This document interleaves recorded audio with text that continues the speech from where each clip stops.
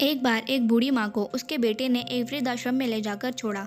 इस माँ का ये वही इकलौता बेटा था जिसके लिए इस माँ ने जीवन भर संघर्ष किया। इस बेटे के लिए वे सब कुछ किया जो एक माँ को करना चाहिए या माँ कर सकती है।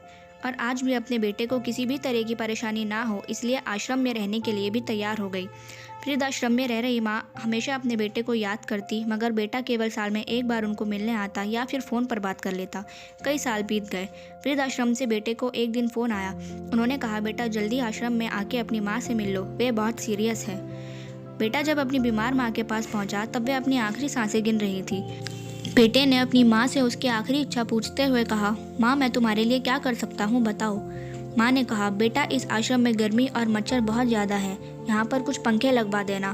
फ्रिज ना होने की वजह से यहाँ पर हम बूढ़ों को कई बार भूखे पेट सोना पड़ता है क्योंकि किसी ने दिया हुआ खाना खराब होने से नहीं बच पाता। तो इस आश्रम के लिए 1-2 फ्रिज भी खरीद लेना। बेटे ने अपनी माँ की सारी बातें सुनी और अपनी माँ से पूछा, आपने इतने साल यहाँ निकाल दिए पर आपने कभी भी ये बातें मुझसे नहीं कही, और अब जब आपके पास टाइम कम बचा है तब आप ये सब कह रही हैं, ऐसा क्यों?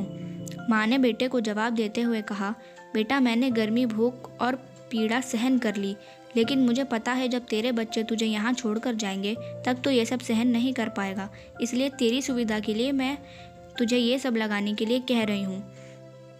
दोस्तों, माँ की यह आखिरी लाइनें किसी भी बेटे या बेटी की आंखें खोलने के लिए सक्षम है। इतिहास हमेशा अपने आप को दोहराता है। अगर आप चाहते हैं कि आपके साथ अच्छा व्यवहार हो तो आपको भी दूसरों के साथ वैसा ही व्यवहार करना पड़ेगा।